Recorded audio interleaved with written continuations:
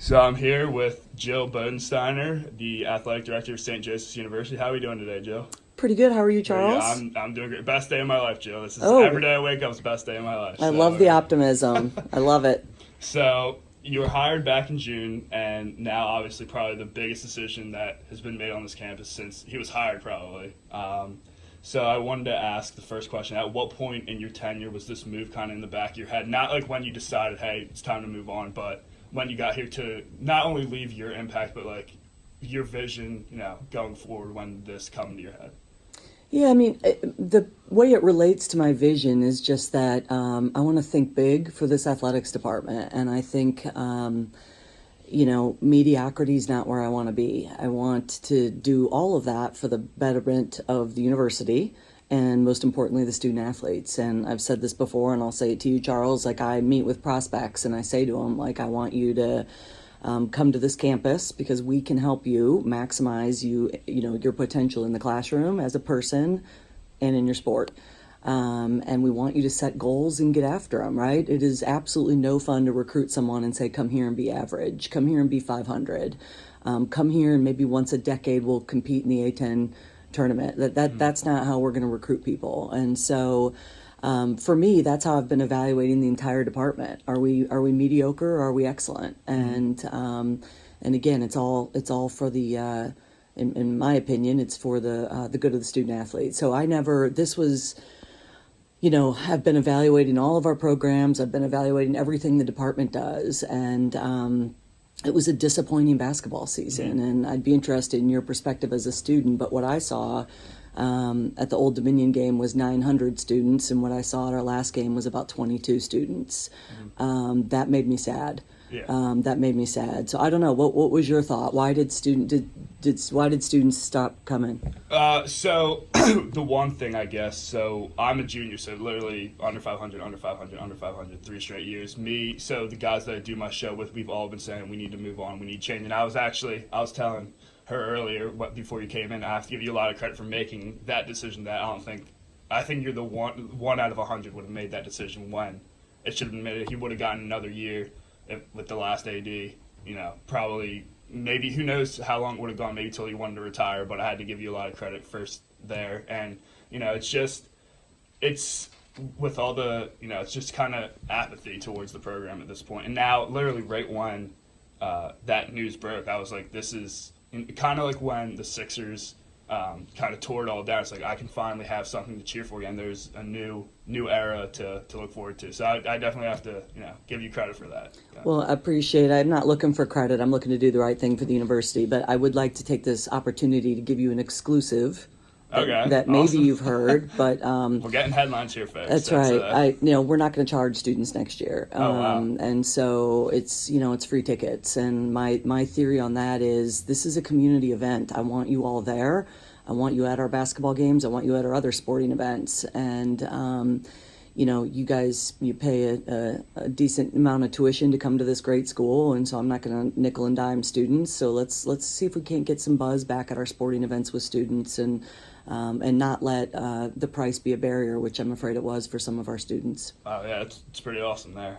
So has, obviously, 2 of the last 3 national champions have come right down the road. Has that impacted your perspective of our program and put more pressure on a decision like was just made and moving forward? It's a really good question, and the honest answer is no, not at all. I'm not looking at what anyone else is doing. I'm not looking what's best for the alums who say we need to be beating Villanova. Like I made the decision that I thought was the best for the student athletes in our program going forward. Mm-hmm. Okay. See, so obviously there's the next hiring process now. What are the type of qualities that you're looking for in a coach? Like the experience, like have they had to have been a head coach before, someone young, an assistant? What are you kind of looking at? I'm not as caught up in titles. I was never an athletic director before Dr. Reed took a chance on me. So I think there might be some really good assistant coaches. What I'm looking for is a culture builder.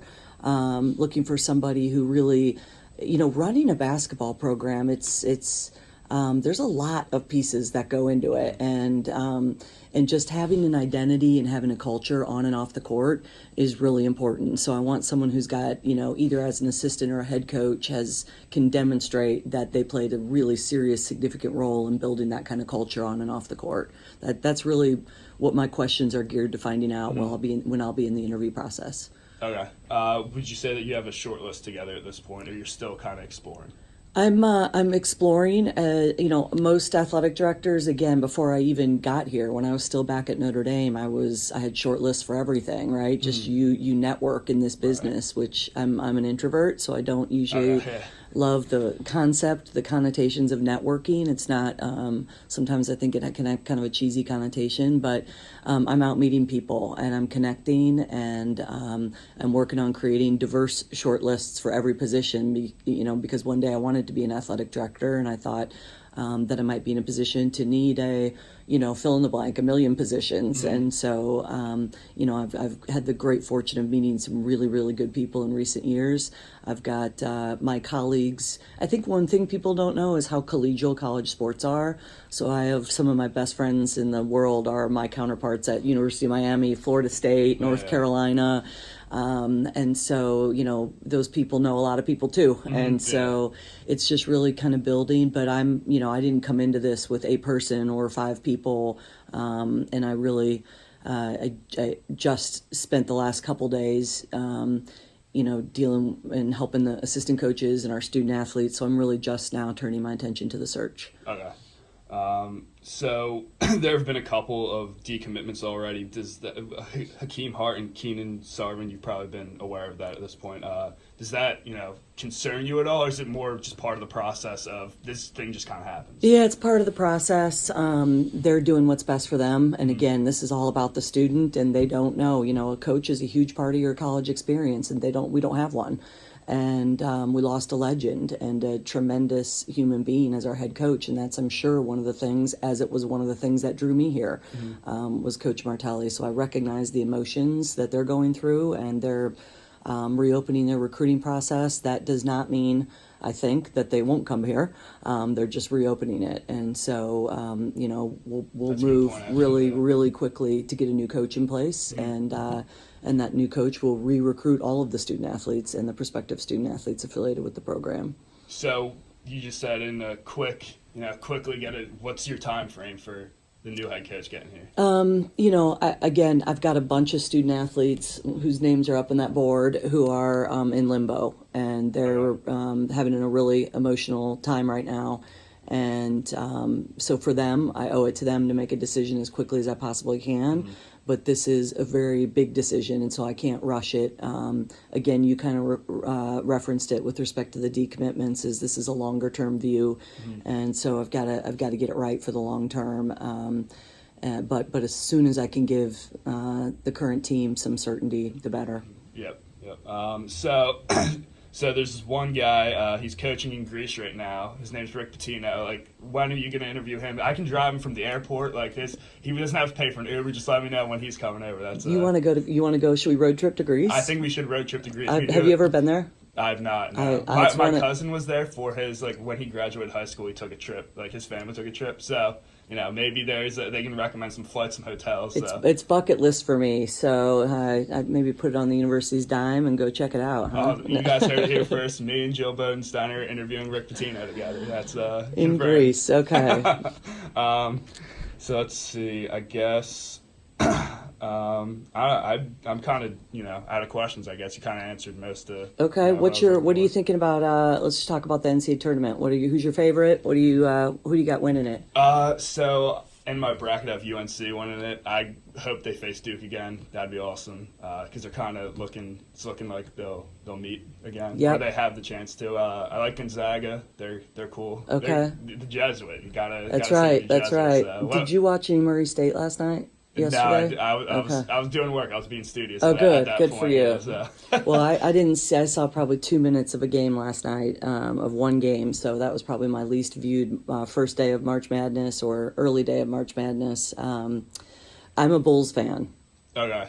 And so we're, unlike the Sixers, we're in top 5 pick mode. Yeah. So this is I'm sort of doing my scouting in terms of the Murray State guard, and obviously a lot of guys on that Duke team, and so I'll enjoy watching them. I'll catch them a couple times. So, like, there's a bunch of rules like tampering. Is it tampering if you say another student's name, like, from a different school? Is that, I couldn't remember if is it Ja Morant. Ja Morant. Yeah, Okay. yeah. So Okay. No, I don't think I just tampered. Okay. Yeah. so I come in, I interview, and I get you for tampering. And then you get me. That's Right. Yeah. That's right. All right. So that's all I have, Jill. Okay. It was nice to meet you and nice to talk to you. Got a lot of good things out of that, I think. Okay. Thanks for coming over, Charles, and thanks for your interest, and congrats on your show. It sounds like fun. Thank you. Okay. And